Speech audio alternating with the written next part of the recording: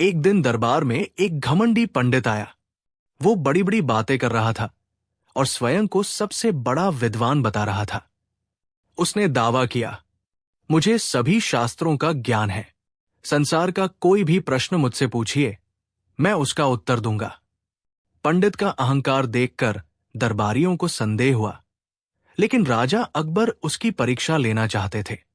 उन्होंने बीरबल को बुलाया और उसे इस विद्वान की परीक्षा लेने का आदेश दिया। अगले दिन राजा अकबर ने विशेष सभा बुलाई। दरबार में सभी मंत्री, दरबारी और अन्य विद्वान उपस्थित हुए। पंडित बड़े आत्मविश्वास के साथ दरबार में बैठा था। अकबर ने पंडित से कहा, पंडित जी, हमें बताया गया है कि आपको सभी शास्त्रों का ज्ञान है। हम चाहते हैं कि आपकी विद्वत्ता की परीक्षा ली जाए। पंडित ने घमंड भरी मुस्कान के साथ कहा, महाराज, आप मुझसे किसी भी शास्त्र या विषय पर प्रश्न पूछ सकते हैं। मैं हर प्रश्न का उत्तर दे सकता हूं। दरबार में सभी को पंडित के इस दावे पर संदेह था। तभी बीरबल दरबार में आए। राजा अकबर ने बीरबल की ओर देखकर कहा, बीरबल, तुम्हें इस पंडित की परीक्षा लेनी है। देखो कि ये सच में ज्ञानी है या केवल घमंडी बन रहा है। बीरबल मुस्कुराकर बोले, जैसा आदेश महाराज। बीरबल ने मन ही मन सोचा, यदि ये सच में ज्ञानी है तो इसे हर विषय की गहरी जानकारी होगी, लेकिन कहीं ये केवल दिखावा तो नहीं कर रहा। बीरबल ने पंडित को ध्यान से देखा। उसकी आंखों में आत्मविश्वास कम और घमंड अधिक था। बीरबल ने ठान लिया कि वह अपनी चतुराई से उसकी पोल खोल कर रहेगा। बीरबल ने पहला सवाल पूछा, पंडित जी, यदि आप धर्मशास्त्र के ज्ञाता हैं तो मुझे बताइए कि संसार का सबसे बड़ा धर्म कौन सा है। पंडित ने गर्व से कहा, महाराज, संसार का सबसे बड़ा धर्म मेरा ही धर्म है। बाकी सभी धर्म छोटे हैं। बीरबल मुस्कुराए और बोले, पंडित जी, सच्चा धर्म वह है जो इंसान को प्रेम, करुणा और सेवा का पाठ सिखाए। किसी भी धर्म को बड़ा या छोटा कहना अज्ञानता का प्रतीक है। दरबार में सब बीरबल की बात से सहमत हुए। पंडित थोड़ा असहज हो गया, लेकिन वो अभी भी अपनी बुद्धिमत्ता का दिखावा कर रहा था। बीरबल ने दूसरा प्रश्न पूछा, पंडित जी, यदि आप भाषा शास्त्र के ज्ञानी हैं तो बताइए कि संसार की सबसे मीठी भाषा कौन सी है। पंडित ने झट से कहा, संस्कृत सबसे मीठी भाषा है महाराज। बीरबल ने मुस्कुराकर कहा, संस्कृत महान भाषा है, लेकिन किसी भी भाषा को मीठा या कड़वा बनाने का काम उस भाषा को बोलने वाले लोगों का होता है। मीठे शब्दों में कही गई कोई भी भाषा मधुर होती है और कठोर शब्दों में बोली गई कोई भी भाषा कटु लगती है। दरबारियों ने बीरबल की बुद्धिमत्ता पर सर हिलाया। पंडित अब थोड़ा घबराने लगा, लेकिन वो अभी भी हार मानने को तैयार नहीं था।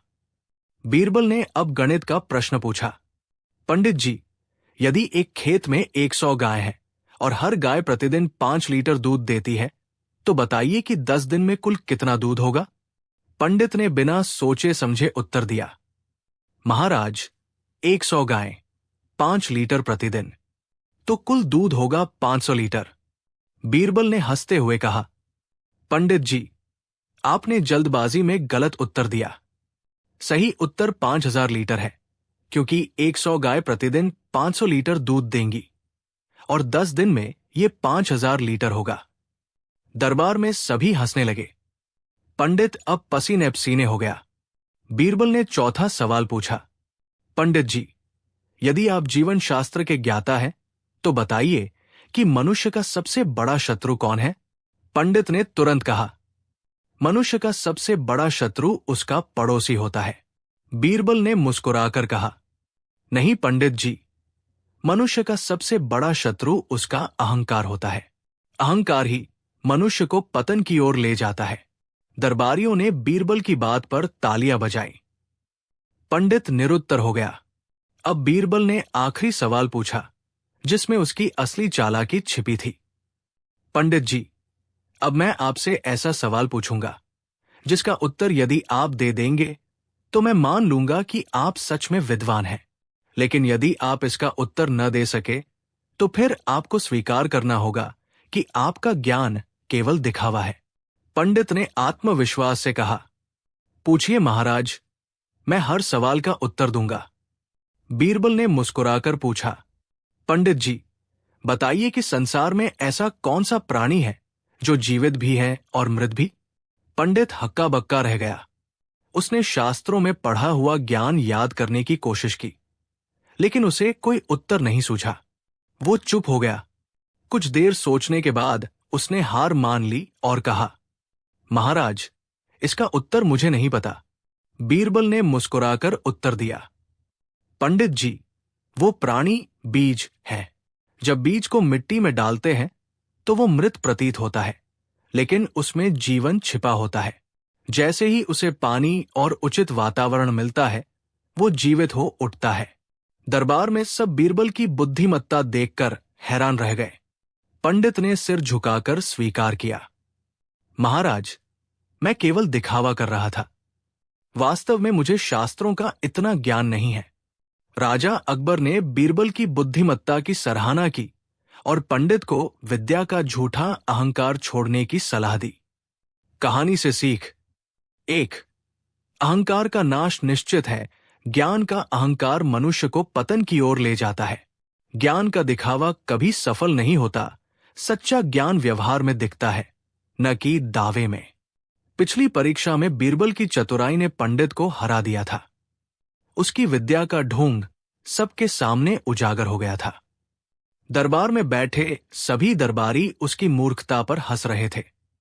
पंडित का चेहरा शर्म से लाल हो गया था।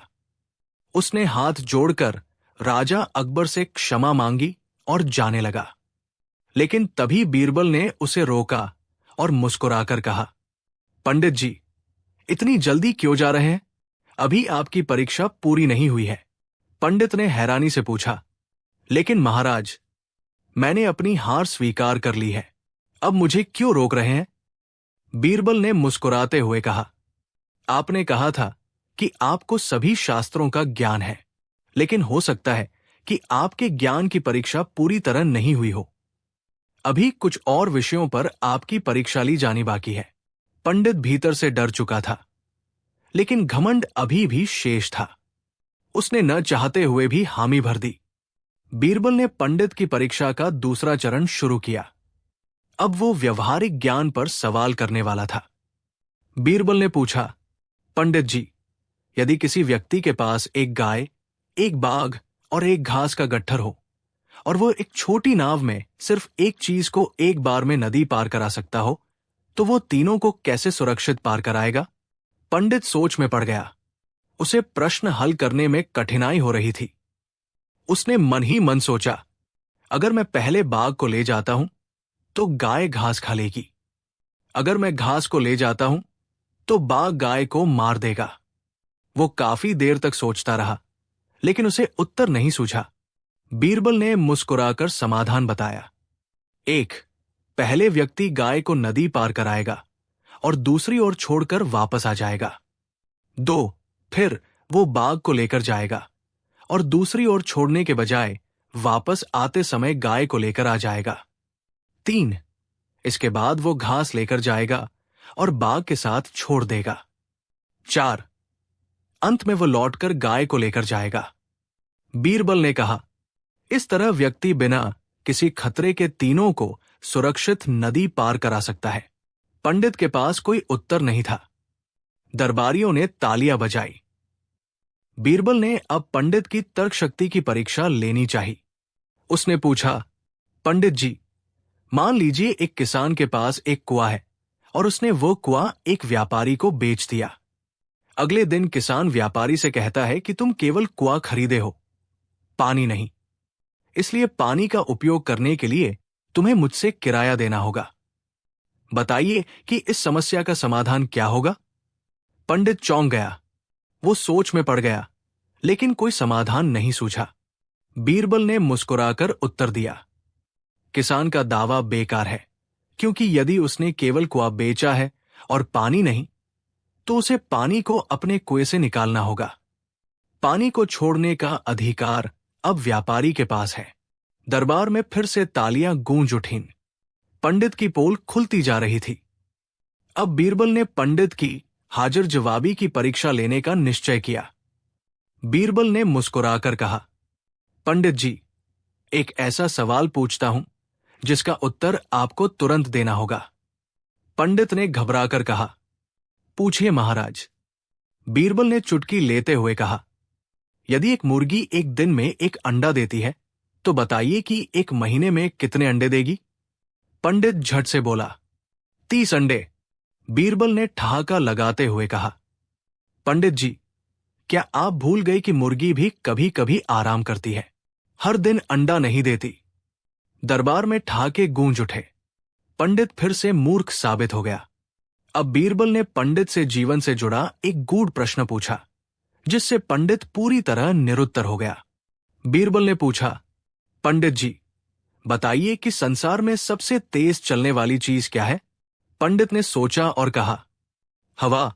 बीरबल मुस्कुराए और बोले, नहीं पंडित जी, सबसे तेज चलने वाली चीज है मन।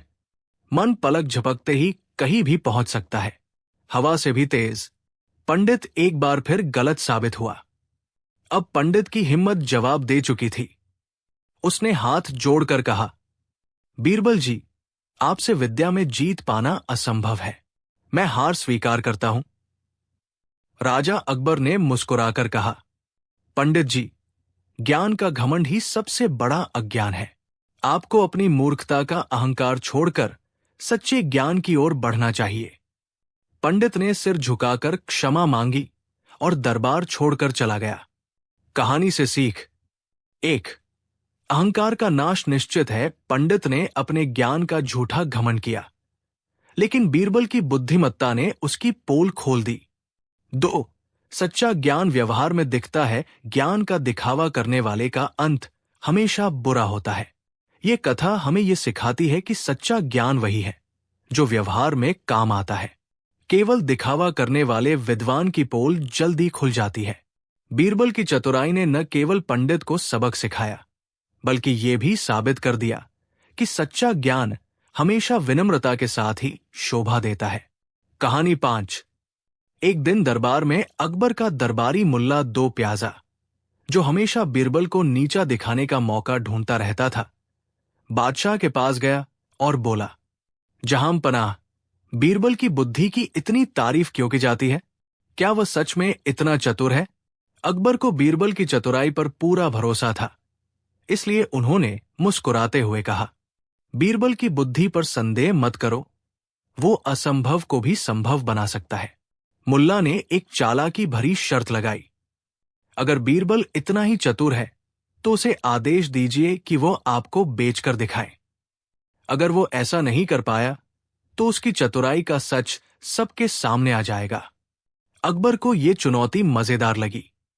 उन्होंने बीरबल को दरबार में बुलाकर आदेश दिया, बीरबल, तुम्हें मुझे बेचकर दिखाना होगा। अगर तुम ऐसा कर सके तो तुम्हें इनाम मिलेगा, अन्यथा तुम्हें सजा दी जाएगी।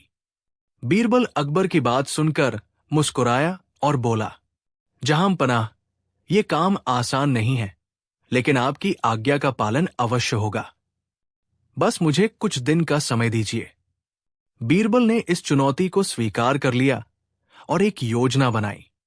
उसने अपने कुछ विश्वास पात्र सेवकों को बुलाया और कहा, हम एक अलग शहर में जाएंगे और वहां एक मेले का आयोजन करेंगे। वहां बादशाह को एक शाही वस्तु के रूप में बेचा जाएगा, लेकिन ध्यान रहे, यह काम राज में होना चाहिए ताकि कोई अनहोनी न हो। बीरबल ने अकबर से निवेदन किया कि वो भेष बदलकर एक साधारण व्यक्ति की तरह उसके साथ चले। अकबर को यह खेल बड़ा रोचक लगा और वो मान गए। बीरबल और अकबर एक व्यापारी का भेष धारण कर एक छोटे शहर पहुंचे जहां एक बड़ा मेला लगा था। बीरबल ने अकबर से कहा, जहां पनाह, आज आप बादशाह नहीं बल्कि एक ऊंट की सवारी करने वाले व्यापारी हैं। बस आप मेरी बातों का अनुसरण कीजिए।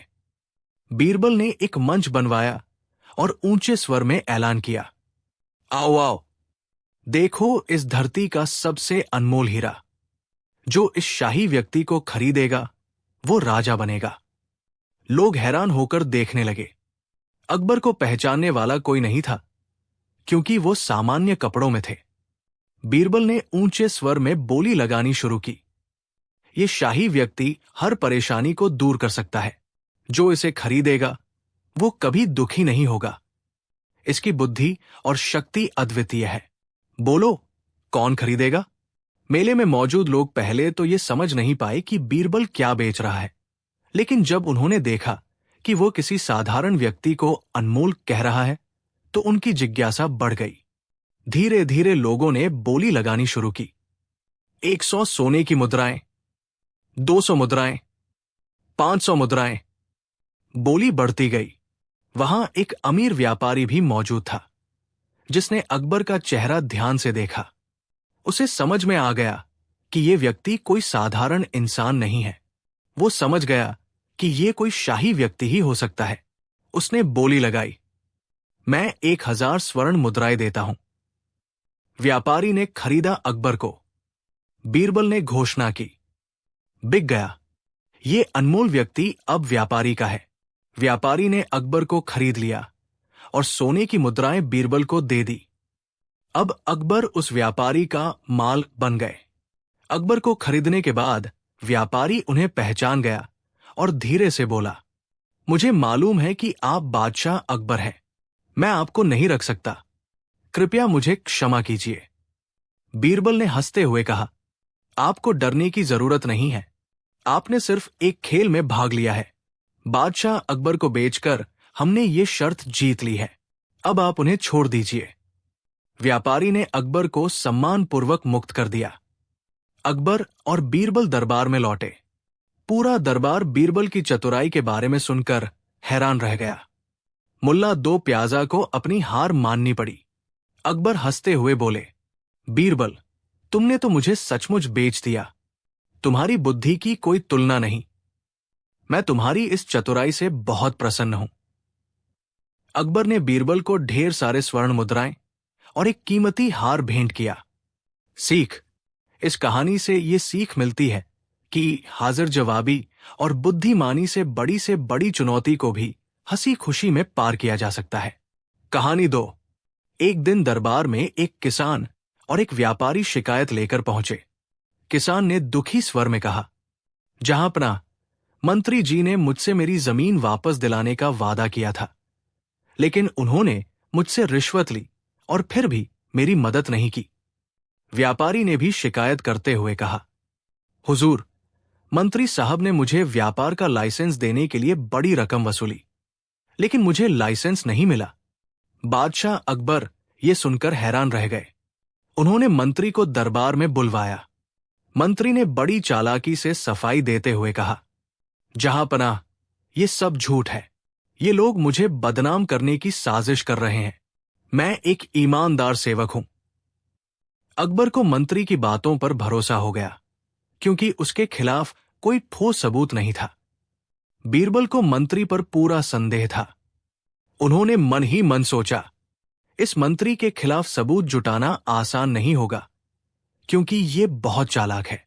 मुझे इसे अपने ही जाल में फंसाना होगा। बीरबल ने मंत्री को पकड़ने के लिए एक योजना बनाई। बीरबल ने दरबार में अकबर से कहा, जहांपनाह, रिश्वतखोर कभी अपने गुनाह को स्वीकार नहीं करता जब तक कि वो रंगे हाथों पकड़ा न जाए। अकबर ने पूछा, तो तुम क्या करना चाहते हो? बीरबल ने मुस्कुराकर कहा, मैं इस मंत्री को खुद रिश्वत लेते हुए पकड़ूंगा। मुझे सिर्फ 3 दिन का समय चाहिए। अकबर ने अनुमति दे दी। बीरबल ने अपने गुप्तचरों को मंत्री की गतिविधियों पर नजर रखने का आदेश दिया।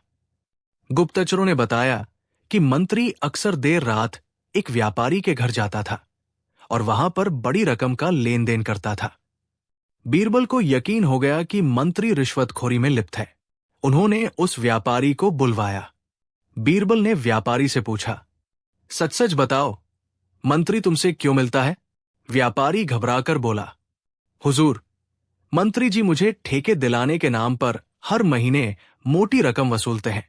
बीरबल ने व्यापारी से कहा, तुम्हें उनकी अगली मांग पूरी करनी होगी, लेकिन इस बार सबूत के साथ। बीरबल ने व्यापारी को एक बड़ी थैली में नकली सोने के सिक्के भरकर मंत्री को रिश्वत देने भेजा। व्यापारी ने मंत्री के घर जाकर कहा, मंत्री जी, जैसा आपने कहा था, मैं रिश्वत की रकम लेकर आया हूं। मंत्री ने हंसते हुए सिक्कों की थैली अपने पास रख ली, लेकिन उसे ये नहीं पता था कि बीरबल पहले ही कमरे के पास गुप्तचरों को तैनात कर चुके थे। जैसे ही मंत्री ने थैली उठाई, गुप्तचरों ने दरवाजा तोड़कर अंदर प्रवेश किया और मंत्री को रंगे हाथों पकड़ लिया। अगले दिन बीरबल ने दरबार में मंत्री को पेश किया। बीरबल ने कहा, जहांपनाह, ये मंत्री रिश्वतखोरी करते हुए रंगे हाथों पकड़ा गया है। ये रही इसकी करतूतों का सबूत। बीरबल ने दरबार में वो थैली रखी जिसमें नकली सोने के सिक्के थे। बीरबल ने मुस्कुराकर कहा, हुजूर, इस मंत्री ने यह सोचा था कि उसने सोने के सिक्के लिए हैं, लेकिन ये तो बस चमकदार पीतल के टुकड़े हैं। मंत्री का चेहरा पीला पड़ गया।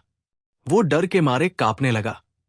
बीरबल ने आगे कहा, जहांपनाह, यही रिश्वतखोर अपने पद का दुरुपयोग कर जनता को लूटता था, लेकिन आज ये अपने लालच के कारण खुद फंस गया। अकबर ये देखकर बहुत क्रोधित हुए। उन्होंने मंत्री को डांटते हुए कहा, तुम जैसे भ्रष्ट लोग जनता के विश्वास को तोड़ते हो। तुम्हारी वजह से राज दरबार की प्रतिष्ठा धूमिल होती है। अकबर ने मंत्री को सख्त सजा सुनाई। मंत्री को पद से बर्खास्त कर दिया गया। उसकी सारी संपत्ति जब्त कर ली गई। उसे 10 वर्ष के लिए कारावास में डाल दिया गया। अकबर ने दरबार में बीरबल की प्रशंसा करते हुए कहा, बीरबल, तुम्हारी बुद्धिमत्ता और न्यायप्रियता के कारण दरबार का सम्मान बच गया। तुमने न केवल एक भ्रष्ट मंत्री को बेनकाब किया, बल्कि जनता को भी न्याय दिलाया। अकबर ने बीरबल को स्वर्ण मुद्राओं और रत्नों से भरा थाल भेंट किया। बीरबल ने विनम्रता से कहा, जहांपनाह, मैंने सिर्फ अपना कर्तव्य निभाया है। सच्चाई और न्याय की रक्षा करना ही मेरा धर्म है।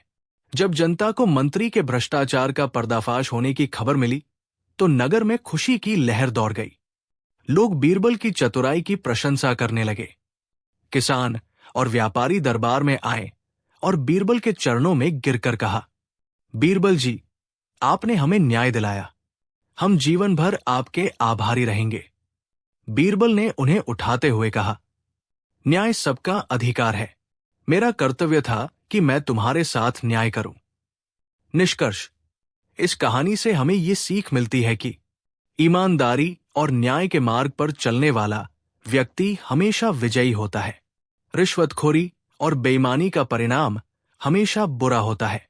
कहानी 7। कहानी 8। एक दिन सम्राट अकबर अपने दरबार में महत्वपूर्ण मुद्दों पर विचार विमर्श कर रहे थे। तभी दरबार के द्वारपाल ने सूचना दी कि एक प्रतिष्ठित सेठ मिलना चाहते हैं। अकबर ने आज्ञा दी कि उसे भीतर बुलाया जाए। दरबार में एक भव्य पोशाक पहने, रत्नों से जड़े आभूषणों में चमकता एक सेठ अंदर आया। उसकी मुद्रा से ही स्पष्ट था कि वो अत्यंत क्रोधित है। जैसे ही उसने सम्राट को प्रणाम किया, उसने बिना रुके जोर जोर से बोलना शुरू कर दिया। सेठ महाराज, मेरा सब्र अब जवाब दे चुका है। मैं न्याय मांगने आया हूं। यदि आज मुझे न्याय नहीं मिला तो मैं अपने पूरे कारोबार को समेटकर दूसरे राज्य चला जाऊंगा। उसकी आवाज में इतनी कड़वाहट और क्रोध था कि दरबार में मौजूद सभी लोग चौंक गए। कई मंत्रीगण उसकी तीखी बातें सुनकर असहज हो गए। अकबर ने संयम बरतते हुए पूछा, सेठ जी, पहले आप शांत हो जाइए और विस्तार से बताइए कि समस्या क्या है। सेठ ने गुस्से में कहा, महाराज, मेरे व्यापार में कुछ व्यापारी धोखाधड़ी कर रहे हैं। वे घटिया माल ऊंचे दामों में बेचकर आम जनता को लूट रहे हैं। जब मैंने विरोध किया तो उन लोगों ने मेरी प्रतिष्ठा पर आंच लाने की कोशिश की। अब वे मेरी दुकान को बंद करवाने की साजिश कर रहे हैं। दरबार में उनकी पहुंच है, इसलिए कोई मेरी बात नहीं सुनता। सेठ का गुस्सा इतना प्रबल था कि वो अपनी बात कहने के बजाय बस क्रोधित होता जा रहा था। उसकी आंखों में आंसू भी थे, जिससे स्पष्ट था कि वो भीतर से आहत है। दरबार में माहौल तनावपूर्ण हो गया था। मंत्रीगण सेठ की तीखी बातों को सुनकर क्रोधित हो उठे। लेकिन तभी बीरबल ने आगे आकर सम्राट से अनुमति मांगी। महाराज, क्या मुझे इस मामले में कुछ पूछने की अनुमति है? अकबर ने सहमति दी। बीरबल ने सेठ से विनम्रता पूर्वक पूछा, सेठ जी, मुझे एक बात बताइए, क्या आपने कभी सोचा है कि क्रोध की ज्वाला में जलकर आप अपना ही नुकसान कर रहे हैं? सेठ ने आश्चर्य से बीरबल को देखा और झुंझलाते हुए बोला, क्या तुम मजाक कर रहे हो?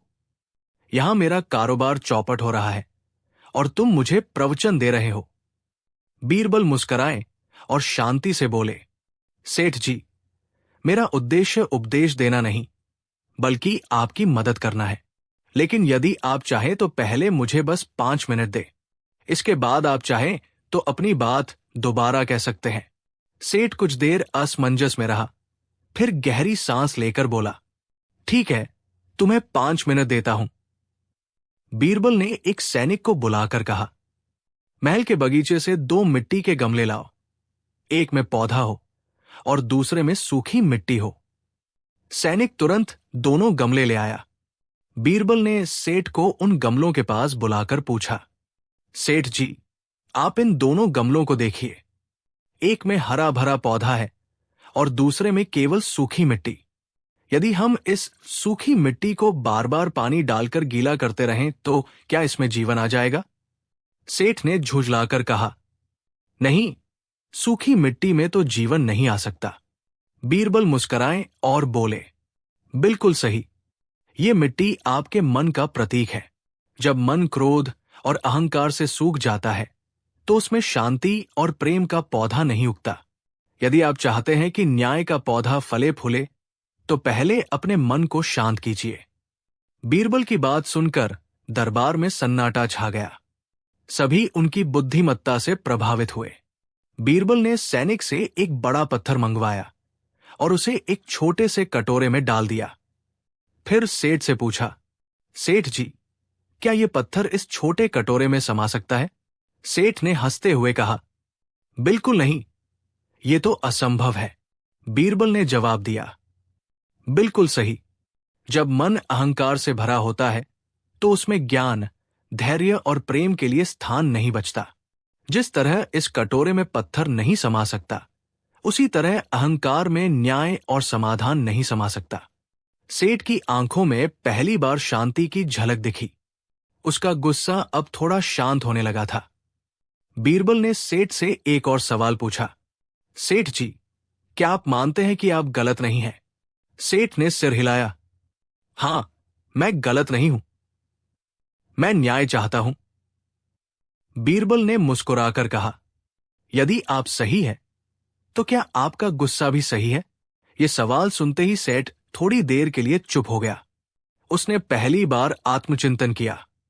बीरबल ने आगे कहा, आपके सत्य का मूल्य तभी बढ़ेगा जब आप धैर्य और शांति से उसे प्रस्तुत करेंगे, अन्यथा आपका सत्य भी क्रोध की आग में जलकर राख हो जाएगा। सेठ की आंखों में आंसू थे। वो अब क्रोधित नहीं था। उसने बीरबल के चरण छू कर कहा, आपने मेरी आंखें खोल दी। अब मैं न्याय की मांग प्रेम और धैर्य के साथ करूंगा। अकबर ने सेठ की समस्या को गंभीरता से लिया और तुरंत जांच के आदेश दिए। दोषी व्यापारियों को सजा दी गई और सेठ को न्याय मिला। सेठ ने दरबार में बीरबल का धन्यवाद करते हुए कहा, आज मैंने जाना कि क्रोध में निर्णय लेना स्वयं का ही नुकसान करना है। कहानी से शिक्षा: 1. क्रोध में विवेक खत्म हो जाता है। जब हम क्रोधित होते हैं तो सही गलत का निर्णय नहीं कर पाते। 2. धैर्य और प्रेम से ही न्याय मिलता है। गुस्से की आग में सत्य भी झुलस जाता है। कहानी 8. गर्मियों की दोपहर थी। महल का दरबार सजा हुआ था। दरबारियों ने अपने स्थान ग्रहण कर लिए थे। कुछ दरबारी गंभीर मुद्रा में बैठे थे तो कुछ परिहास कर रहे थे। माहौल हल्का और खुशनुमा था। बादशाह अकबर अपने सिंहासन पर विराजमान थे। उन्होंने दरबार में बीरबल को बुलाया। जैसे ही बीरबल दरबार में आए, पूरे दरबार में हलचल मच गई। सभी दरबारी उत्सुक थे कि आज बादशाह बीरबल से कौन सा कठिन सवाल पूछने वाले हैं। अकबर ने मुस्कुराते हुए कहा, बीरबल, मान लो कि तुम्हें 3 इच्छाएं मांगने का मौका मिले, तो तुम क्या मांगोगे? बीरबल ने जरा भी विचलित हुए बिना मुस्कुराते हुए जवाब दिया, जहांपनाह, ये तो बड़ी ही मजेदार बात है। क्या मुझे सच में 3 इच्छाएं मांगने का मौका मिलेगा? बादशाह अकबर हंस पड़े और बोले, बिल्कुल। मान लो कि कोई जादूगर तुम्हें 3 इच्छाएं पूरी करने का अवसर दे, तो तुम क्या मांगोगे? अब दरबारियों की आंखें भी बीरबल की ओर टिक गई। सभी सोच रहे थे कि बीरबल धन, वैभव या कोई अन्य लालच भरी इच्छा मांगेंगे।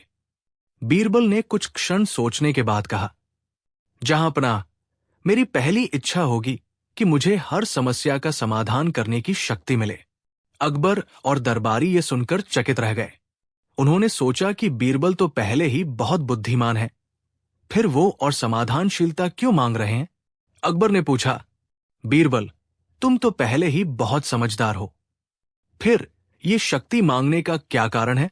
बीरबल मुस्कुराए और बोले, जहांपनाह, जीवन में कभी न कभी हर व्यक्ति को ऐसी स्थिति का सामना करना पड़ता है जब वो समझ नहीं पाता कि क्या सही है और क्या गलत। यदि मेरे पास हर समस्या का समाधान करने की शक्ति होगी, तो मैं लोगों की सेवा और भी बेहतर तरीके से कर पाऊंगा। अकबर उनकी दूरदर्शिता पर प्रभावित हुए।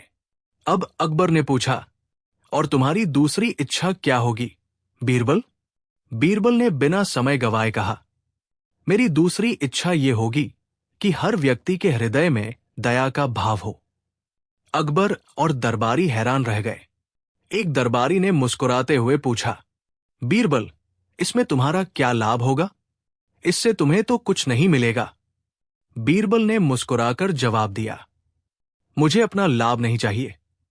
यदि सबके हृदय में दया का भाव होगा, तो दुनिया में न कोई झगड़ा होगा, न कोई हिंसा, न कोई अन्याय। सभी प्रेम और सम्मान से रहेंगे। तब राजा को भी युद्ध नहीं करने पड़ेंगे और प्रजा सुखी रहेगी।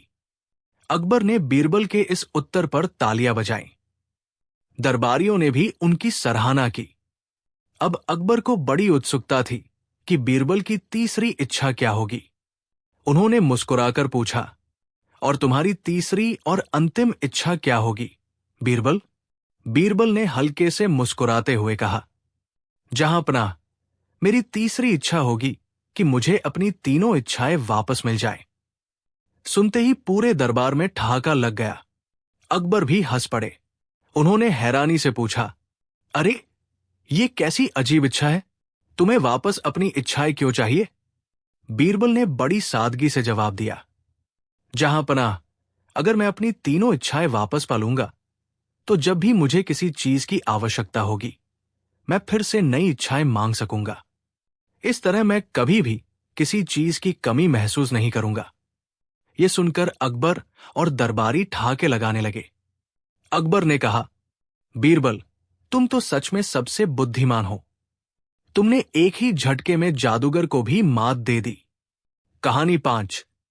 बादशाह अकबर और उनके दरबारी बीरबल की कहानियां हमेशा से ही चतुराई, बुद्धिमत्ता और हास्य का अद्भुत संगम रही है। बीरबल की हाजिर जवाबी और सूझबूझ अकबर को बहुत पसंद थी। यही कारण था कि अकबर उन्हें अन्य दरबारियों से अधिक सम्मान और स्नेह देते थे। लेकिन अकबर के दरबार में सभी लोग बीरबल के प्रशंसक नहीं थे। कुछ दरबारी बीरबल की बुद्धि से जलते थे और उन्हें नीचा दिखाने के लिए तरह तरह के षड्यंत्र रचते रहते थे। ये कहानी ऐसे ही एक चालाक और कपटी दरबारी की है, जिसने बीरबल को अपमानित करने की साजिश रची। लेकिन बीरबल ने अपनी चतुराई से उसे ऐसा सबक सिखाया कि वह दोबारा बीरबल से टकराने की हिम्मत नहीं कर सका। अकबर का दरबार हमेशा की तरह भव्य था।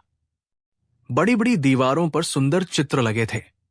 सभी दरबारी अपनी अपनी जगह बैठे थे। अकबर सिंहासन पर विराजमान थे। दरबार में बीरबल की उपस्थिति अकबर को विशेष आनंद देती थी। उनकी हाजिर जवाबी और समझदारी से अकबर अक्सर प्रसन्न रहते थे। लेकिन अकबर का एक दरबारी, जिसका नाम रफीक था, बीरबल से जलता था। रफीक हमेशा बीरबल को नीचा दिखाने का प्रयास करता, लेकिन बीरबल की चतुराई और तर्कशीलता के सामने उसकी हर चाल नाकाम हो जाती थी। एक दिन रफीक ने सोचा कि इस बार वो बीरबल को ऐसी चाल में फंसाएगा कि उन्हें राजा के सामने शर्मिंदा होना पड़ेगा। उसने एक योजना बनाई और अगले दिन दरबार में पहुंच गया। रफीक दरबार में अकबर के सामने पहुंचा और हाथ जोड़कर बोला, जहांपना, मैं आपके सामने एक बहुत गंभीर बात रखना चाहता हूं। अकबर ने कहा, बोलो रफीक, क्या बात है? रफीक ने नाटक करते हुए कहा, हुजूर, बीरबल ने जनता से रिश्वत लेकर कई गरीब लोगों की जमीन हड़प ली है। वे उनके खिलाफ शिकायत करने से डरते हैं। ये सुनकर अकबर का चेहरा गंभीर हो गया। उन्होंने कहा, यह तो बहुत गंभीर आरोप है। क्या तुम्हारे पास कोई प्रमाण है? रफीक ने झूठे प्रमाण तैयार किए थे। उसने कुछ गवाह खड़े कर दिए जो बीरबल को गलत ठहराने के लिए झूठी गवाही देने को तैयार थे। रफीक बोला, जहांपनाह, ये लोग गवाह हैं। इन्होंने अपनी आंखों से देखा है कि बीरबल ने गरीबों की जमीन जबरन हथिया ली। अकबर ने गुस्से में बीरबल की ओर देखा। बीरबल, ये क्या सुन रहा हूं? तुमने ऐसा किया? बीरबल ने शांत स्वर में कहा, जहांपनाह, ये आरोप बिल्कुल झूठा है। मैं निर्दोष हूं। लेकिन रफीक की साजिश इतनी मजबूत थी कि गवाहों की झूठी गवाही के कारण अकबर भी भ्रमित हो गए। उन्होंने बीरबल से कहा, बीरबल, तुम्हें इस आरोप का जवाब देना होगा। यदि तुम दोषी पाए गए तो तुम्हें दंड मिलेगा। बीरबल समझ गए कि यह रफीक की साजिश है, लेकिन उन्होंने कोई बहस नहीं की। वे मुस्कुराए और बोले, जहांपनाह, मुझे 3 दिन का समय दे। मैं आपको अपने निर्दोष होने का प्रमाण दूंगा। अकबर ने 3 दिन का समय दे दिया। बीरबल को यह अच्छी तरह पता था कि रफीक ने अपने झूठे गवाह खड़े कर रखे हैं और उसने राजा को भ्रमित करने के लिए प्रमाण भी तैयार कर लिए हैं। अब बीरबल ने भी उसे सबक सिखाने की ठान ली। बीरबल ने एक गुप्त योजना बनाई। उन्होंने नगर के कुछ बुद्धिमान व्यक्तियों को बुलाया और उनकी मदद ली। उन्होंने उन लोगों को विशेष रूप से तैयार किया और उनके साथ मिलकर योजना को अंजाम देने में लग गए। तीसरे दिन दरबार फिर सजा। सभी दरबारी उत्सुक थे कि बीरबल अपनी सफाई में क्या कहेंगे। रफीक अपनी जीत को लेकर आश्वस्त था। उसने सोचा कि इस बार वो बीरबल को पूरी तरह अपमानित करवा कर ही दम लेगा। अकबर ने बीरबल से पूछा, बीरबल, क्या तुमने अपनी सफाई के लिए कोई प्रमाण जुटाया? बीरबल ने मुस्कुराकर कहा, जहांपनाह, हां, मेरे पास गवाह भी हैं और प्रमाण भी। बीरबल ने दरबार में उन बुद्धिमान व्यक्तियों को गवाह के रूप में पेश किया जिन्हें उन्होंने पहले ही तैयार किया था। उन गवाहों ने अकबर के सामने एक विचित्र दावा किया, जहांपनाह, हम गवाही देते हैं कि रफीक ने खुद गरीबों की जमीन हड़पने के लिए बीरबल पर झूठा आरोप लगाया है।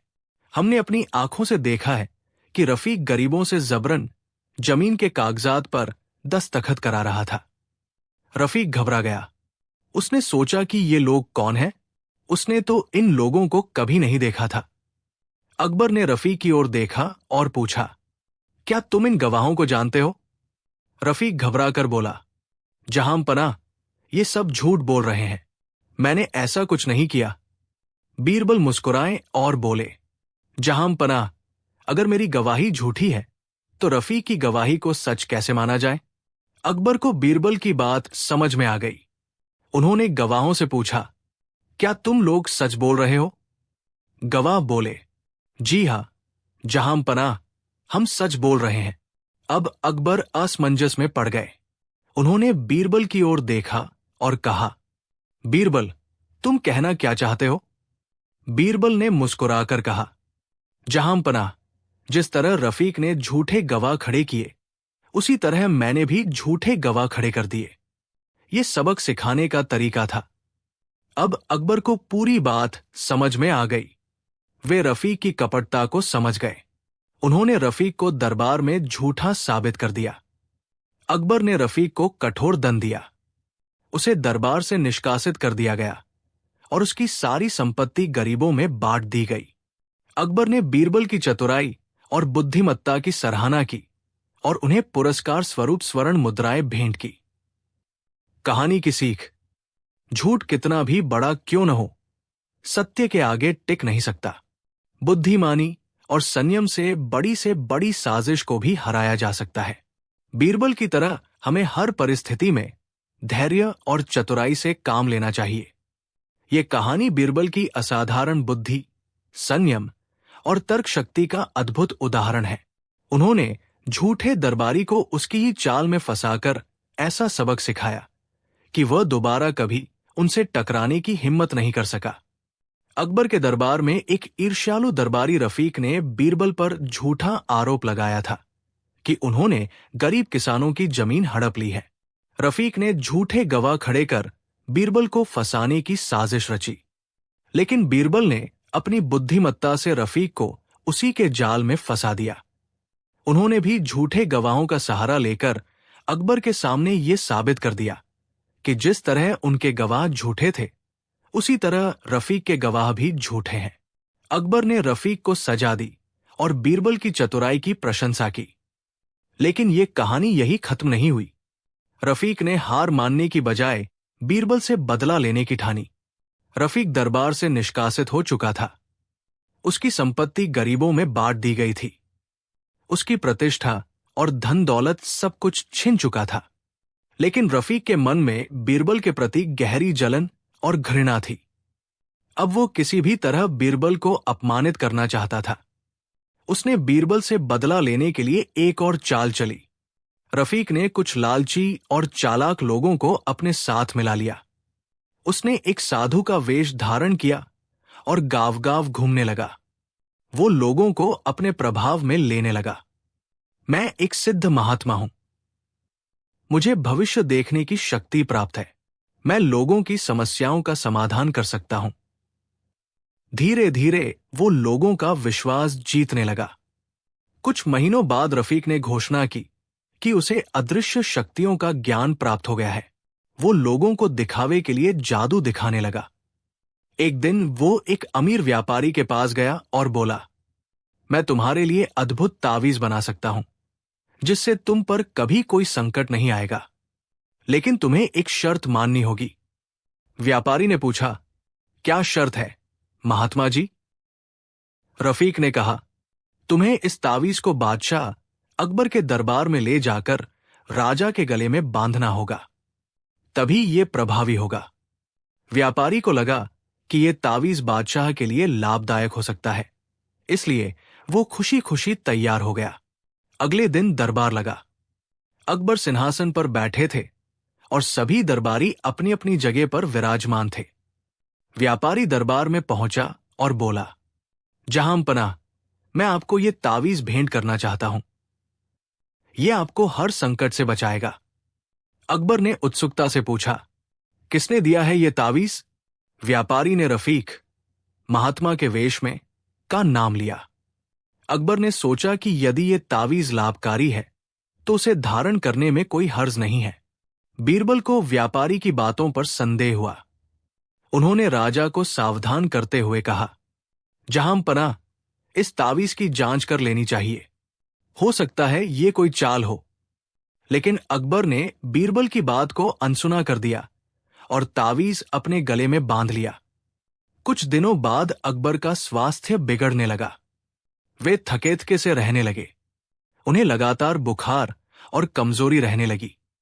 राजवैद्य ने कई उपाय किए, लेकिन राजा की तबीयत में सुधार नहीं हुआ। अकबर का पूरा दरबार चिंता में था। बीरबल को तुरंत तावीज की बात याद आई। उन्होंने सोचा कि हो न हो, राजा की बीमारी का कारण वही तावीज है। बीरबल ने उस व्यापारी को बुलाया और उससे पूछा, ये तावीज किसने दिया था? व्यापारी ने कहा, वो महात्मा बहुत सिद्ध पुरुष है, उन्होंने मुझे ये तावीज दिया था। बीरबल को यकीन हो गया कि ये कोई साजिश है। उन्होंने व्यापारी का पीछा करवाया और जल्द ही उन्हें पता चला कि वो महात्मा कोई और नहीं बल्कि रफीक था। बीरबल ने बिना देरी किए एक योजना बनाई। उन्होंने राजा से कहा, जहांपनाह, आपकी बीमारी का इलाज हो सकता है, लेकिन इसके लिए आपको महल के बाहर चलना होगा। अकबर मान गए। बीरबल उन्हें महल के बाहर एक खुले मैदान में ले गए। बीरबल ने एक मंत्रोच्चार करने वाले साधु को वहां पहले ही बुला रखा था। उन्होंने तावीज को राजा के गले से निकालकर आग में डाल दिया। तावीज जलते ही उसमें से जहरीला धुआं निकला। बीरबल ने राजा से कहा, जहांपनाह, यह तावीज कोई साधारण तावीज नहीं था। इसमें जहर भरा हुआ था जो धीरे धीरे आपके शरीर में फैल रहा था। यह रफीक का षड्यंत्र था। अकबर को बहुत गुस्सा आया। उन्होंने तुरंत सैनिकों को रफीक को पकड़ने का आदेश दिया। सैनिकों ने रफीक को उसके छिपने के स्थान से पकड़ लिया। वो घबरा गया और अकबर से क्षमा मांगने लगा। अकबर ने कहा, तुमने बीरबल के साथ छल किया, मुझे मारने की कोशिश की। तुम्हें क्षमा नहीं किया जा सकता। रफीक को अपराधी घोषित कर दिया गया और उसे कठोर सजा दी गई। अकबर ने बीरबल की बुद्धिमत्ता और सूझबूझ की प्रशंसा की। उन्होंने कहा, बीरबल, तुम्हारी चतुराई ने मुझे मृत्यु के मुख से बचा लिया। तुम्हारे बिना ये दरबार अधूरा है। अकबर ने बीरबल को भारी इनाम दिया, स्वर्ण मुद्राएं, एक विशाल भूमि और एक सुंदर घोड़ा भेंट किया। कहानी की सीख, बुद्धि और धैर्य से बड़ी साजिश को भी मात दी जा सकती है। सच्चाई को छिपाया नहीं जा सकता। एक दिन अकबर का दरबार लगा हुआ था। चारों तरफ दरबारी बैठे थे। तभी एक गरीब किसान अपनी फटी पुरानी धोती में हांफता हुआ दरबार में पहुंचा। उसके चेहरे पर चिंता की लकीरें साफ दिखाई दे रही थी। किसान ने हाथ जोड़कर विनम्र स्वर में कहा, जहांपनाह, मेरी मदद कीजिए। एक व्यापारी ने मेरी मेहनत की कमाई छीन ली है। अकबर ने पूछा, कौन व्यापारी और उसने तुम्हारे साथ क्या किया? किसान ने बताया, हुजूर, वो व्यापारी पूरे नगर में अपने सस्ते और शुद्ध सामान के लिए प्रसिद्ध है। मैंने अपनी बचत के पैसे से उससे गेहूं खरीदा, लेकिन जब घर जाकर मैंने गेहूं को पानी में डाला तो वो आधा मिट्टी निकला। व्यापारी ने मुझे ठग लिया। जब मैंने शिकायत की तो उसने मुझे भगा दिया। किसान की बात सुनकर अकबर को बहुत क्रोध आया। उन्होंने बीरबल की ओर देखा और कहा, बीरबल, क्या तुम इस व्यापारी की सच्चाई का पता लगा सकते हो? बीरबल मुस्कुराए और बोले, जहांपनाह, ये काम मुझ पर छोड़ दीजिए। मैं उस लालची व्यापारी को ऐसा सबक सिखाऊंगा कि वह दोबारा किसी को ठगने की हिम्मत नहीं करेगा। बीरबल ने व्यापारी को सबक सिखाने के लिए एक चालाकी भरी योजना बनाई। अगले दिन बीरबल ने अपने एक सेवक को बाजार भेजा। सेवक ने वहां जाकर लालची व्यापारी की दुकान पर कुछ गेहूं, चावल और दालें खरीदी। उस सेवक ने व्यापारी को अधिक मुनाफे का लालच दिया और ढेर सारा सामान खरीद लिया। व्यापारी ने लालच में आकर सारे अनाज में मिट्टी और कचरा मिला दिया ताकि उसे अधिक लाभ हो। अब बीरबल को पूरा यकीन हो गया कि किसान ने जो शिकायत की थी वो सच थी। बीरबल ने दरबार में जाकर अकबर को पूरी योजना बताई। अकबर ने कहा, बीरबल, तुम्हारी योजना तो बहुत चतुराई भरी है, लेकिन अब व्यापारी को सबक कैसे सिखाओगे? बीरबल ने मुस्कुराकर कहा, जहांपनाह, बस देखते जाइए। अब ये व्यापारी खुद अपनी सच्चाई सबके सामने स्वीकार करेगा। अगले दिन बीरबल भेष बदलकर उसी व्यापारी की दुकान पर पहुंचे। उन्होंने एक अमीर सौदागर का रूप धारण कर रखा था। सिर पर रेशमी पगड़ी, आंखों पर काजल और हाथ में एक सोने का छल्ला। बीरबल ने व्यापारी से कहा, सेठ जी, मुझे बड़े पैमाने पर व्यापार करना है। आपके अनाज की बड़ी तारीफ सुनी है। मैं आपके सारे गेहूं और चावल खरीदना चाहता हूं। लालची व्यापारी की आंखें लालच से चमक उठीं। उसने मुस्कुराते हुए कहा, साहब, हमारा अनाज सबसे उत्तम है, आप निराश नहीं होंगे। बीरबल ने शर्त रखी, ठीक है, लेकिन पहले मुझे यह देखना होगा कि अनाज शुद्ध है या नहीं। व्यापारी को कोई शक नहीं हुआ। उसने सोचा कि अमीर ग्राहक को अनाज में मिलावट का क्या पता चलेगा। उसने गेहूं की एक बोरी खोलकर दिखाई। बीरबल ने झुककर अनाज को सूंघा और कुछ दाने अपने हाथ में लेकर देखा। बीरबल ने तुरंत कहा, सेठ जी, मैं ये अनाज नहीं लूंगा, इसमें तो मिट्टी मिली हुई है। व्यापारी ने घबराकर कहा, नहीं नहीं साहब, ये तो शुद्ध अनाज है, आप शायद धोखा खा रहे हैं। बीरबल ने मुस्कुराकर कहा, तो फिर एक काम करते हैं, हम इस अनाज को राजा अकबर के दरबार में ले चलते हैं, वहां इसकी शुद्धता की परख हो जाएगी। ये सुनते ही व्यापारी के चेहरे का रंग उड़ गया, लेकिन बीरबल ने उसे दरबार चलने पर मजबूर कर दिया। दरबार में पहुंचकर बीरबल ने अकबर के सामने सारी बात बताई। अकबर ने सैनिकों को आदेश दिया कि वे व्यापारी की सभी बोरियां खोलकर जांच करें। जैसे ही बोरियां खोली गई, सभी में मिट्टी और कचरा निकला। दरबार में सब लोग चौंक गए। व्यापारी का चेहरा शर्म से झुक गया। अकबर ने क्रोधित होकर कहा, व्यापारी, तुमने प्रजा को ठगकर अमीर बनने का सोचा? क्या तुम्हें अपने कर्मों का फल नहीं मिलेगा? बीरबल ने कहा, जहां पनाह, इस व्यापारी को सिर्फ सजा देना ही पर्याप्त नहीं होगा, इसे प्रजा के सामने सबक सिखाना होगा, ताकि बाकी लोग भी लालच छोड़कर ईमानदारी से काम करें। बीरबल ने व्यापारी को सबक सिखाने के लिए एक अनोखा तरीका सोचा। उन्होंने अकबर से कहा, जहां पनाह, इस व्यापारी को कुछ दिनों तक जनता की सेवा करनी चाहिए।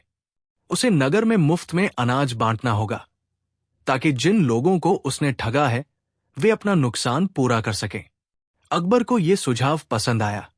उन्होंने व्यापारी को आदेश दिया कि वो पूरे नगर में एक सप्ताह तक मुफ्त में अनाज बांटे और जनता से क्षमा मांगे।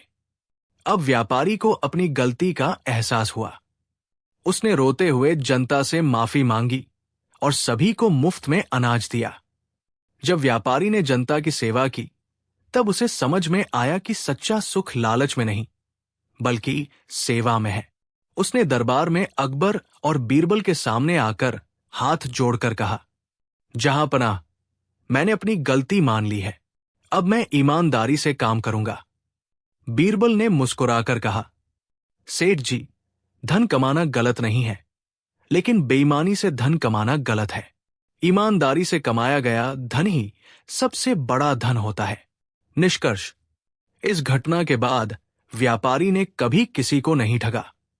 बीरबल की बुद्धिमत्ता ने उसे एक ऐसी सीख दी जो जीवन भर उसके साथ रही।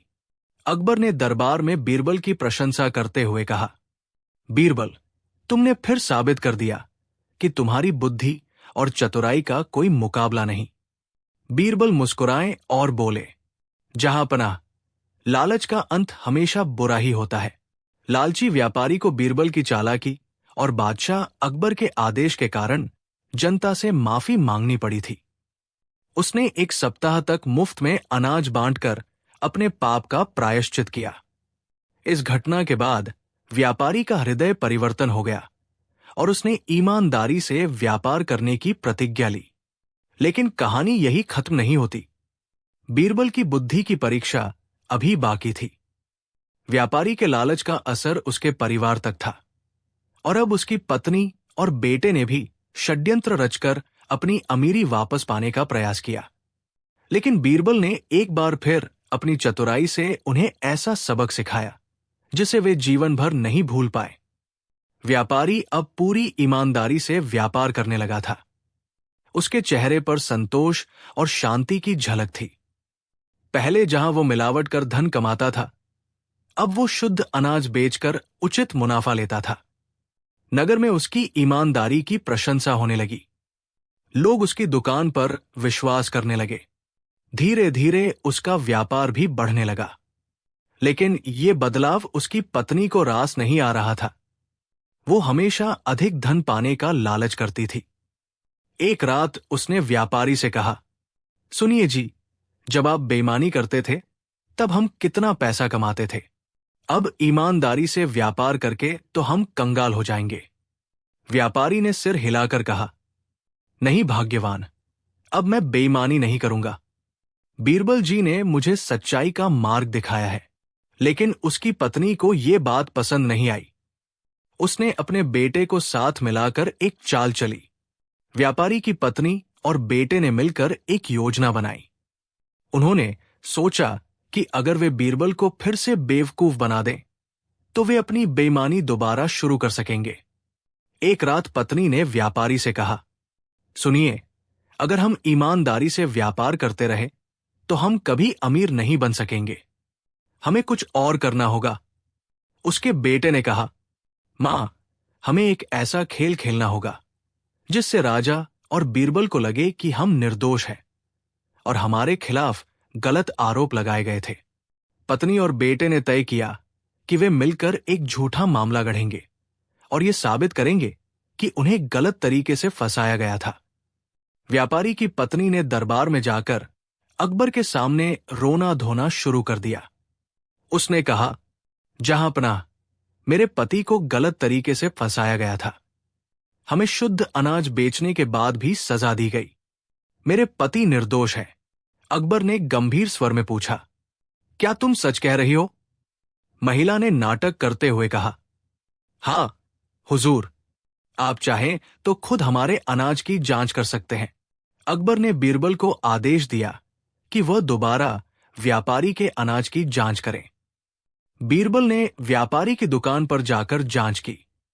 उसने पाया कि इस बार व्यापारी का अनाज सच में शुद्ध था।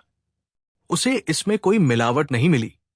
बीरबल को व्यापारी पर संदेह हुआ, लेकिन उसके पास कोई ठोस सबूत नहीं था। व्यापारी की पत्नी और बेटे की चाल सफल होती नजर आ रही थी। बीरबल ने सोचा, यह व्यापारी इतना जल्दी कैसे बदल सकता है? जरूर कोई चालाकी हो रही है। उन्होंने व्यापारी का पीछा करने का निर्णय लिया। अगले दिन बीरबल ने अपने एक जासूस को व्यापारी के घर भेजा। जासूस ने लौटकर बताया, हुजूर, व्यापारी रात में चोरी छिपे लोगों को मिलावटी अनाज बेचता है और सुबह शुद्ध अनाज रख देता है ताकि राजा को लगे कि वो ईमानदार हो गया है। बीरबल को सच्चाई का पता चल गया। अगले दिन बीरबल ने दरबार में योजना बनाई। उन्होंने सैनिकों को व्यापारी की दुकान पर रात में छापा मारने का आदेश दिया।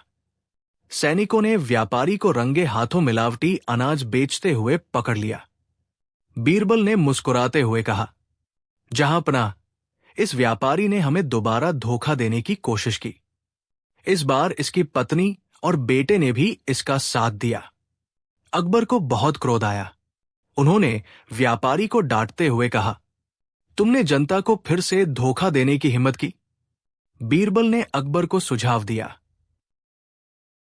जहांपनाह, इस बार सिर्फ सजा देना काफी नहीं होगा।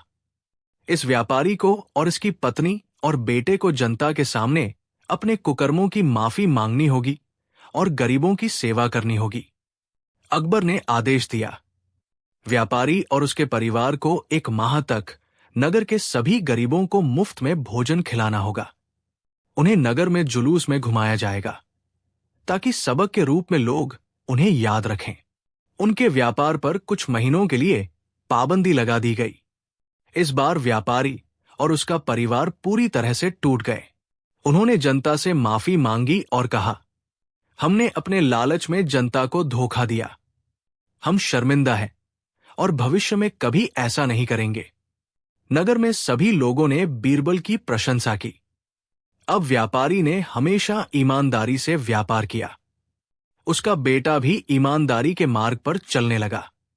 उसकी पत्नी को भी लालच छोड़ना पड़ा।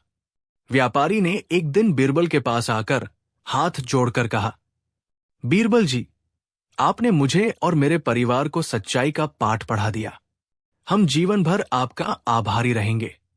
बीरबल ने मुस्कुराकर कहा, सेठ जी, सच्चाई की राह कठिन होती है, लेकिन उसका सुख सबसे बड़ा होता है।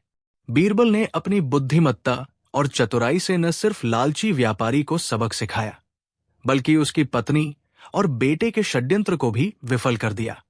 इस कहानी से हमें ये सीख मिलती है कि लालच और बेईमानी का अंत हमेशा बुरा होता है, जबकि ईमानदारी से जीवन जीने में ही सच्चा सुख है।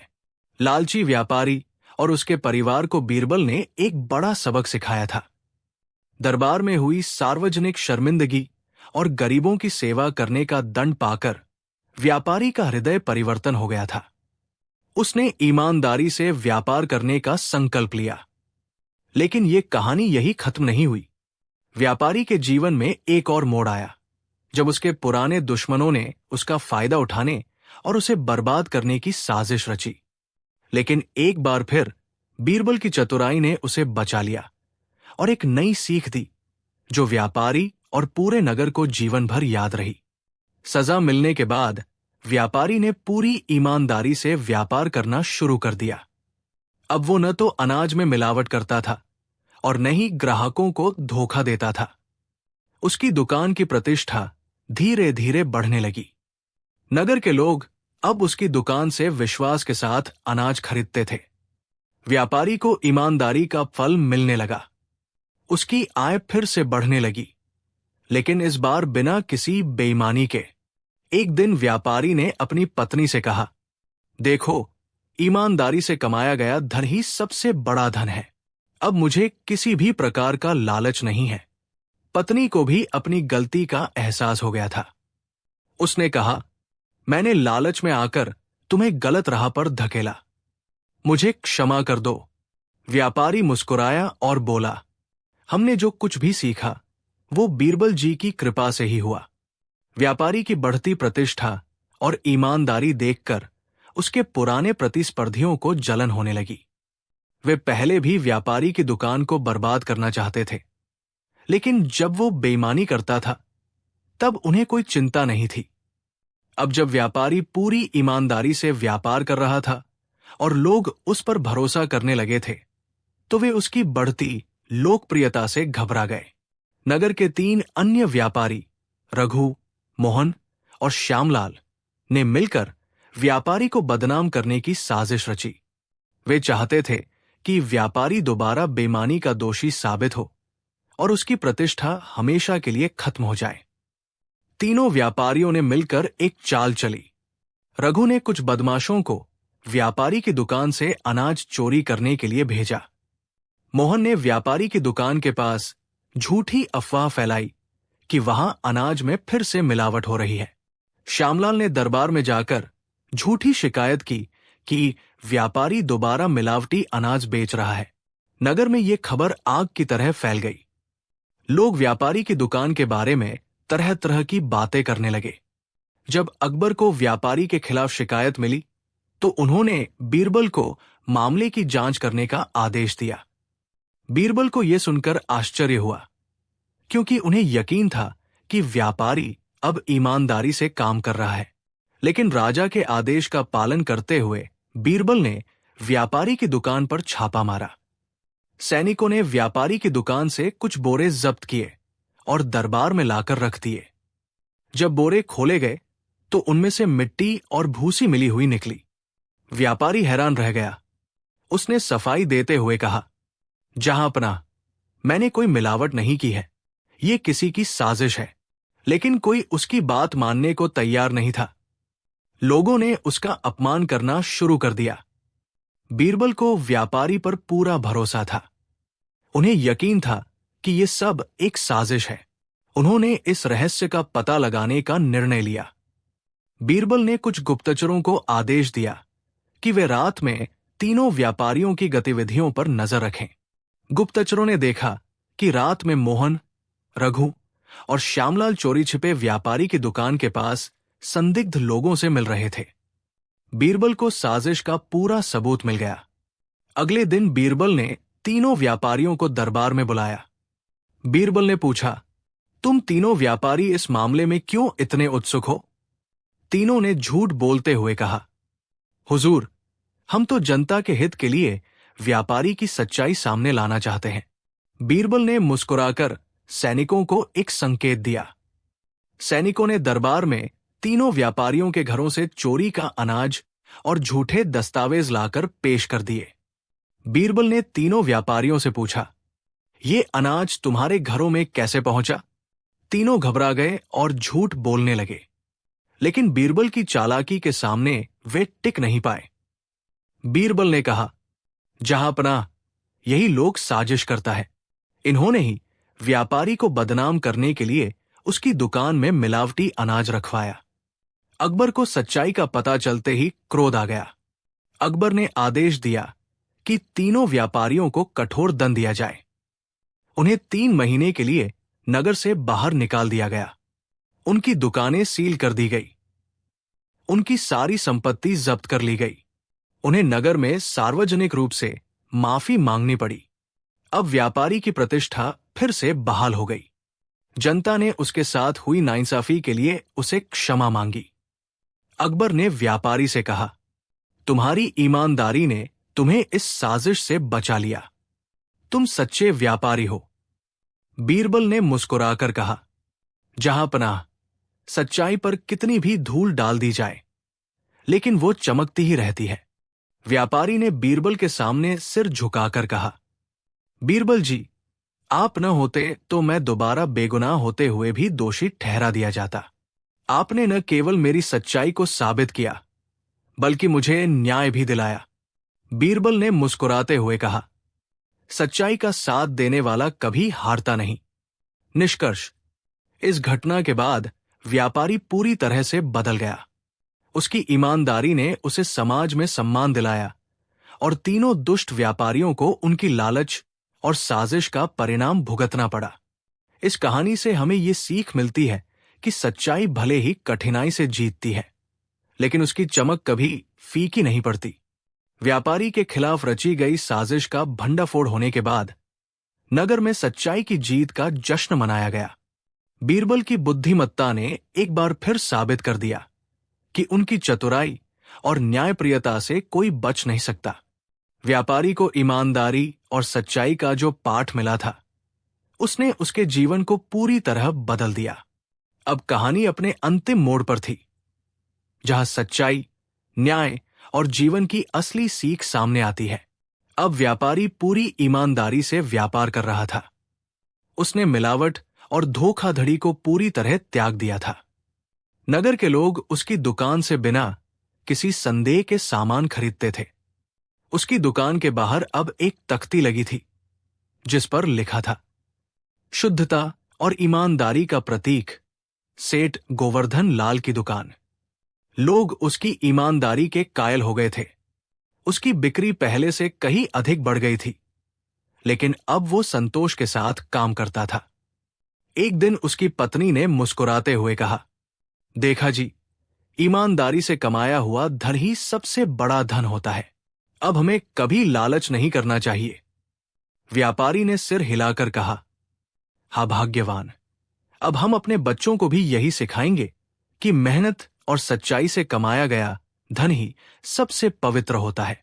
नगर में व्यापारी के मामले का निपटारा होने के बाद लोग बीरबल की बुद्धिमत्ता की प्रशंसा करने लगे।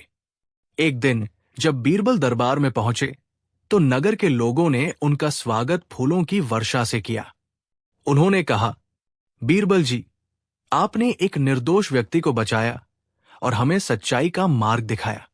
आपका न्याय अमर रहेगा। अकबर ने बीरबल को दरबार में सम्मानित करते हुए कहा, बीरबल, तुम्हारी चतुराई और न्यायप्रियता ने फिर साबित कर दिया कि तुम इस दरबार का सबसे चमकता सितारा हो। अकबर ने बीरबल को एक स्वर्ण मुद्राओं की थैली और एक कीमती अंगूठी उपहार में दी। बीरबल ने विनम्रता से कहा, जहांपनाह, मैंने तो बस अपना कर्तव्य निभाया है। सच्चाई की रक्षा करना ही मेरा धर्म है।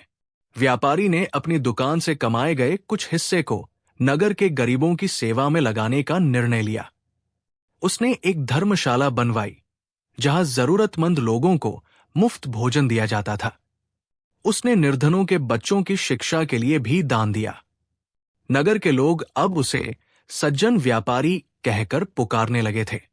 व्यापारी का बेटा, जो पहले लालच में उसके साथ षड्यंत्र में शामिल हुआ था, अब पूरी तरह बदल चुका था। एक दिन उसने पिता से कहा, पिताजी, मैंने पहले बहुत गलत किया, लेकिन अब मैं ईमानदारी से जीवन जीऊंगा। उसने व्यापार में अपने पिता का हाथ बंटाना शुरू कर दिया। वो ग्राहकों के साथ सच्चाई और आदर से व्यवहार करने लगा। व्यापारी ने मुस्कुराकर बेटे के सिर पर हाथ रखा और कहा, बेटा, मैंने पहले जो गलतियां की, तुम उनसे सबक लेकर हमेशा सच्चाई पर चलना। बीरबल की इस सीख ने पूरे नगर को बदल दिया। व्यापारी अब पूरी ईमानदारी से काम कर रहे थे। किसी को ठगने या मिलावट करने की हिम्मत नहीं होती थी। नगर में सच्चाई का माहौल स्थापित हो गया था। लोग अक्सर बीरबल की कहानियों को बच्चों को सुनाया करते थे, ताकि वे भी जीवन में सच्चाई, ईमानदारी और न्याय के मार्ग पर चल सकें। इस घटना के कुछ दिनों बाद अकबर ने बीरबल को अपने महल में आमंत्रित किया। अकबर ने मुस्कुराकर कहा, बीरबल, मैं चाहता हूं कि तुम मेरे राज्य के सभी व्यापारियों को एक शिक्षा दो, ताकि वे हमेशा ईमानदारी से काम करें। बीरबल ने नगर के व्यापारियों को इकट्ठा किया और उन्हें संबोधित करते हुए कहा, धन कमाना गलत नहीं है, लेकिन बेईमानी से धन कमाना सबसे बड़ा पाप है। सच्चाई का मार्ग कठिन जरूर होता है, लेकिन अंत में वही सबसे बड़ा सुख देता है। व्यापारियों ने बीरबल की बात को दिल से स्वीकार किया और ईमानदारी का संकल्प लिया। व्यापारी और उसके परिवार का जीवन पूरी तरह बदल चुका था। अब वे हमेशा सच्चाई और ईमानदारी के मार्ग पर चलते थे। एक दिन व्यापारी ने अपनी पत्नी से कहा, अगर जीवन में फिर कभी लालच आने लगे तो मुझे बीरबल की सीख याद दिला देना। उसकी पत्नी मुस्कुराई और बोली, अब हमें कभी लालच नहीं आएगा, क्योंकि हमने सच्चाई का असली सुख देख लिया है। इस कहानी का अंत एक बहुत बड़ी सीख के साथ होता है। सच्चाई की राह कठिन होती है, लेकिन उसका फल सबसे मधुर होता है। लालच का परिणाम हमेशा बुरा ही होता है, जबकि ईमानदारी और सच्चाई व्यक्ति को सम्मान और सुख देती है। कहानी 9। एक दिन की बात है। बादशाह अकबर का दरबार लगा हुआ था। पूरे दरबार में गहमागहमी थी। दरबारियों में कुछ नए चेहरे भी थे, जो अपनी क्षमता सिद्ध करने के लिए वहां आए थे। अकबर का मन उस दिन बड़ा प्रसन्न था। वे दरबारियों से हल्के फुल्के अंदाज में बात कर रहे थे। अचानक अकबर ने दरबारियों को एक कठिन परीक्षा में डालने का विचार किया। वे चाहते थे कि दरबारियों की बुद्धि, संयम और न्याय बुद्धि की परख की जाए। उन्होंने घोषणा की, आज मैं तुम सबको एक अनोखी सजा दूंगा, जिसे पूरा करना तुम्हारे लिए नामुमकिन होगा। जो कोई भी इस सजा को हल करेगा, उसे मैं विशेष पुरस्कार दूंगा। यह सुनकर दरबारियों के कान खड़े हो गए। सभी को उत्सुकता थी कि अकबर की सजा क्या होगी। अकबर ने दरबारियों के सामने एक व्यक्ति को बुलवाया, जो उनके साम्राज्य का एक साधारण किसान था।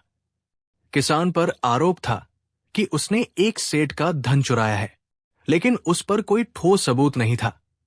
अकबर ने आदेश दिया, चूंकि इस व्यक्ति पर चोरी का आरोप है, लेकिन कोई गवाह नहीं है, इसलिए मैं इसे सजा दूंगा। इसे 100 कोड़ों की मार दी जाए। किसान ने अकबर के सामने गिड़गिड़ाते हुए कहा, हुजूर, मैंने कोई चोरी नहीं की है, मैं निर्दोष हूं, मुझ पर दया कीजिए। यह सुनकर अकबर के चेहरे पर हल्की मुस्कान आ गई। वे बोले, ठीक है, अगर तुम निर्दोष हो तो तुम्हें एक मौका दिया जाएगा। फिर उन्होंने दरबारियों की ओर देखते हुए कहा, इस किसान को मैं 3 दिन का समय देता हूं। वो 3 दिन में इस राज्य के सबसे बड़े मूर्ख को लेकर दरबार में हाजिर हो। यदि वो ऐसा नहीं कर सका तो उसे 100 कोड़े मारे जाएंगे। दरबारियों को अकबर की ये सजा बहुत अजीब लगी। एक निर्दोष व्यक्ति को मूर्ख ढूंढने की सजा क्यों दी जा रही थी? सब लोग हैरान थे, लेकिन राजा के आदेश का पालन करना आवश्यक था। किसान बेहद परेशान हो गया। उसे समझ नहीं आ रहा था कि वह राज्य का सबसे बड़ा मूर्ख कहां से लाए। वो गांव-गांव, गली-गली भटकता रहा, लेकिन उसे कोई ऐसा व्यक्ति नहीं मिला जिसे वो राज्य का सबसे बड़ा मूर्ख कह सके। तीसरे दिन का सूरज सिर पर चढ़ आया था। किसान निराश होकर दरबार लौटने लगा। उसकी आंखों में आंसू थे। उसे लग रहा था कि अब उसकी पीठ पर 100 कोड़े पड़ने ही वाले हैं। किसान जब दरबार के द्वार पर पहुंचा, तभी उसकी मुलाकात बीरबल से हुई। किसान ने रोते हुए पूरी बात बीरबल को बताई।